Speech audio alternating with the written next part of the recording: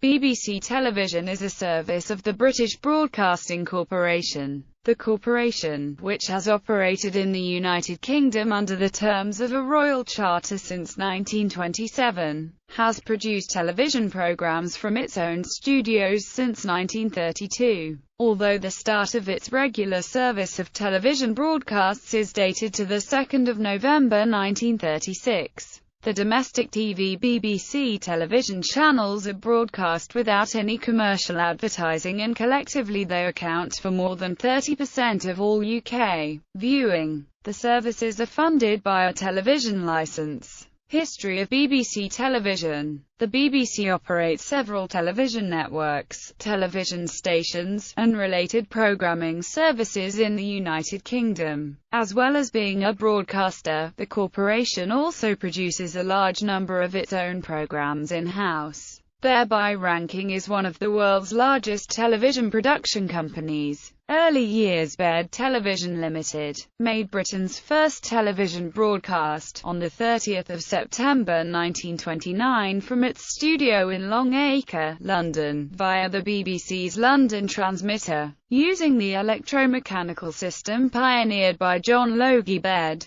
This system used a vertically scanned image of 30 lines, just enough resolution for a close-up of one person, and with a bandwidth low enough to use existing radio transmitters. Simultaneous transmission of sound and picture was achieved on the 30th of March 1930, by using the BBC's new twin transmitter at Brookmans Park. By late 1930, 30 minutes of morning programs were broadcast Monday to Friday, and 30 minutes at midnight on Tuesdays and Fridays. After BBC Radio went off the air, their broadcasts via the BBC continued until June 1932. The BBC began its own regular television programming from the basement of Broadcasting House, London, on the 22nd of August 1932. The studio moved to larger quarters in 16 Portland Place, London, in February 1934, and continued broadcasting the 30-line images,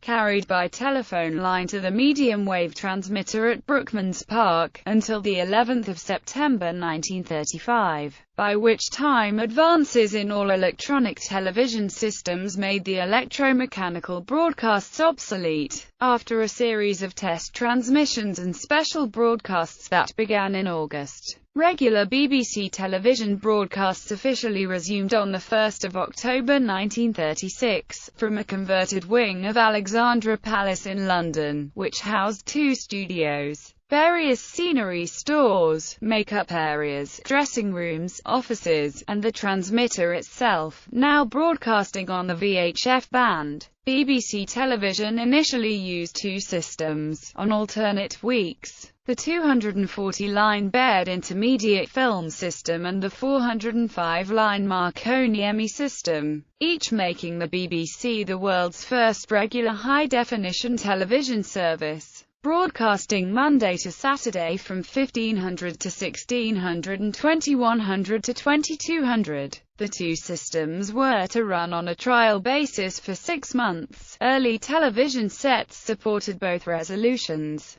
However, the Baird system, which used a mechanical camera for filmed programming and Farnsworth image dissector cameras for live programming, proved too cumbersome and visually inferior, and was dropped in February 1937. Initially, the station's range was officially a 40 km radius of the Alexandra Palace transmitter. In practice, however, transmissions could be picked up a good deal further away, and on one occasion in 1938 were picked up by engineers at RCA in New York, who were experimenting with a British television set. Mechanically scanned, 30-line television broadcasts by John Logie Baird began in 1929, using the BBC transmitter in London, and by 1930 a regular schedule of programmes was transmitted from the BBC antenna in Brookmans Park. Television production was switched from Baird's Company to what is now known as BBC One on 2 August 1932, and continued until September 1935. Regularly scheduled electronically scanned television began from Alexandra Palace in London on 2 November 1936. To just a few hundred viewers in the immediate area. The first program broadcast, and thus the first ever, on a dedicated TV channel, was Opening of the BBC television service, at 1500.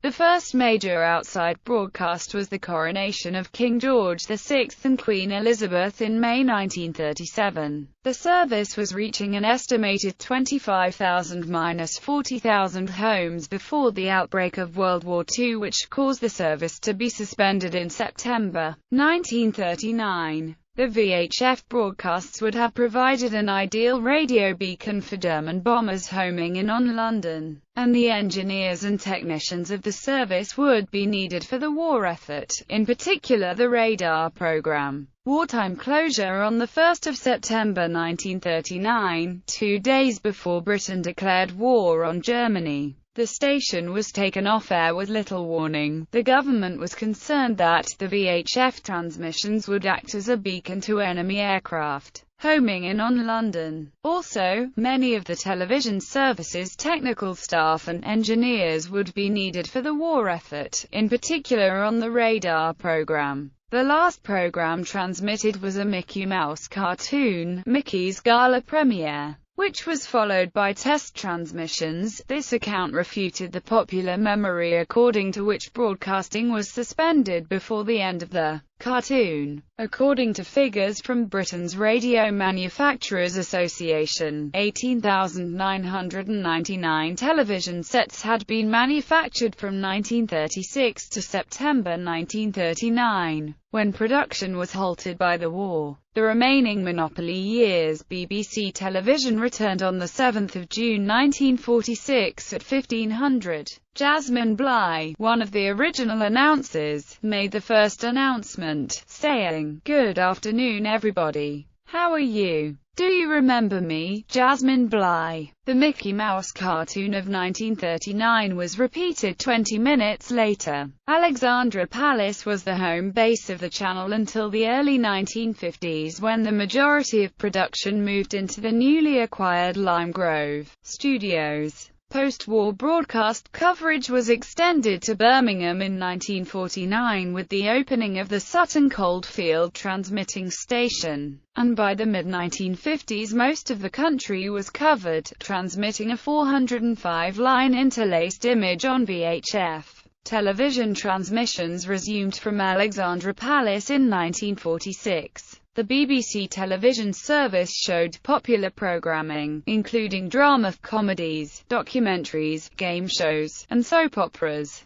covering a wide range of genres, and regularly competed with ITV to become the channel with the highest ratings for that week. The channel also introduced the science fiction show Doctor Who on 23 November 1963 at 17:16, which went on to become one of Britain's most iconic and beloved television programmes. 1964 to 1967 BBC TV was renamed BBC One in 1964, after the launch of BBC Two, the third television station for the UK. Its remit to provide more niche programming. The channel was due to launch on 20 April 1964, but was put off the air by a massive power failure that affected much of London, caused by a fire at Battersea Power Station. A videotape made on the opening night was rediscovered in 2003 by a BBC technician. In the end, the launch went ahead the following night, hosted by Dennis Toohey holding a candle. BBC Two was the first British channel to use UHF and 625-line pictures, giving higher definition than the existing VHF 405-line system. 1967 to 2003. On 1 July 1967, BBC Two became the first television channel in Europe to broadcast regularly in colour, using the West German PAL system that is still in use today, although being gradually superseded by digital systems. Unlike other terrestrial channels, BBC Two does not have soap opera or standard news programming, but a range of programs intended to be eclectic and diverse. The different remit of BBC Two allowed its first controller, Sir David Attenborough, to commission the first heavyweight documentaries and documentary series such as Civilization, The Ascent of Man and Horizon. The BBC stopped airing the famous cartoon duo in 2000. David Attenborough was later granted sabbatical leave from his job as controller to work with the BBC Natural History Unit, which had existed since the 1950s. This unit is now famed throughout the world for producing high-quality programs with Attenborough such as Life on Earth, The Private Life of Plants, The Blue Planet, The Life of Mammals, Planet Earth and Frozen Planet. National and regional variations also occur within the BBC One and BBC Two schedules. England's BBC One output is split up into 15 regions, which exist mainly to produce local news programming, but also occasionally opt out of the network to show programs of local importance. The other nations of the United Kingdom have been granted more autonomy from the English network. For example, programs are mostly introduced by local announcers, rather than by those in London. BBC One and BBC Two schedules in the other UK nations can vary immensely from BBC One and BBC Two in England. Programmes, such as the politically fueled Give My Head Peace and the soap opera River City, have been created specifically to cater for some viewers in their respective nations, who may have found programmes created for English audiences irrelevant. BBC Scotland produces daily programmes for its Gaelic-speaking viewers, including current affairs, political and children's programming such as the popular EORPA and Runnys. BBC Wales also produces a large amount of Welsh-language programming for S4C, particularly news, sport and other programmes, especially the soap opera Pobl Wycombe. The UK nations also produce a number of programmes that are shown across the UK, such as BBC Scotland's comedy series Chewin' the Fat, and BBC Northern Ireland's talk show, Patrick Kielty Almost Live. The BBC is also renowned for its production of costume dramas, such as Jane Austen's Pride and Prejudice, and contemporary social dramas such as Boys from the Black Stuff and Our Friends in the North. The BBC has come under pressure to commission more programmes from independent British production companies, and indeed is legally required to source 25% of its output from such companies by the terms of the Broadcasting Act 1990.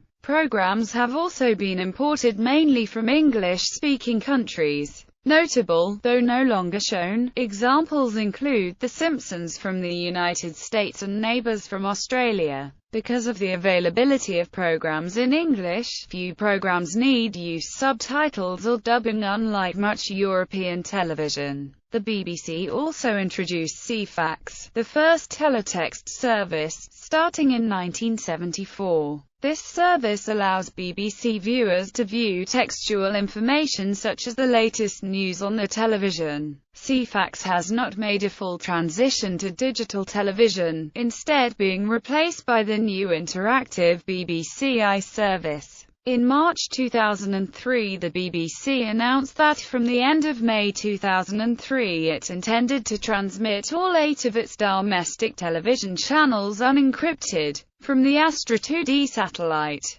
This move was estimated to save the BBC £85 million over the next 5 years. While the footprint of the Astra 2D satellite was smaller than that of Astra 2A, from which it was previously broadcast encrypted, it meant that viewers with appropriate equipment were able to receive BBC channels free to air over much of Western Europe. Consequently, some rights concerns have needed to be resolved with program providers such as Hollywood studios and sporting organizations, which have expressed concern about the unencrypted signal leaking out. This led to some broadcasts being made unavailable on the Sky Digital platform, such as Scottish Premier League and Scottish Cup football, while on other platforms such broadcasts were not disrupted. Later, when rights contracts were renewed, this problem was resolved. 2004 onwards. On the 5th of July 2004, the BBC celebrated the 50th anniversary of its television news bulletins.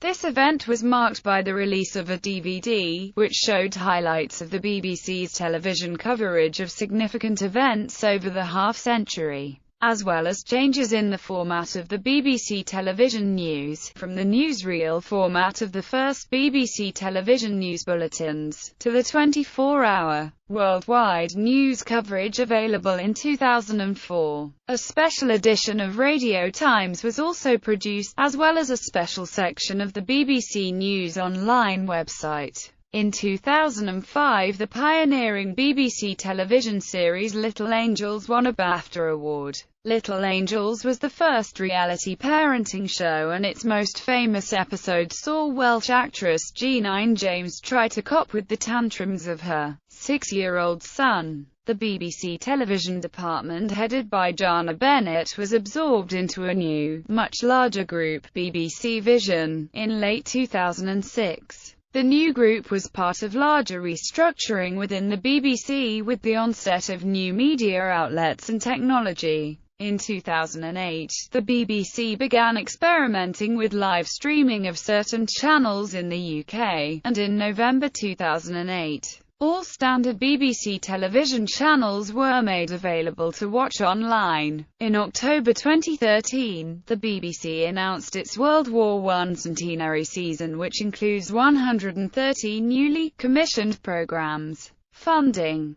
The BBC domestic television channels do not broadcast advertisements, they are instead funded by a television licence fee which TV viewers are required to pay annually. This includes viewers who watch real-time streams of the BBC's channels online or via their mobile phone. The BBC's international television channels are funded by advertisements and subscription. Division. As a division within the BBC, television was formerly known as BBC Vision for a few years in the early 21st century, until its name reverted to television in 2013. It is responsible for the commissioning, producing, scheduling and broadcasting of all programming on the BBC's television channels, and is led by Danny Cohen.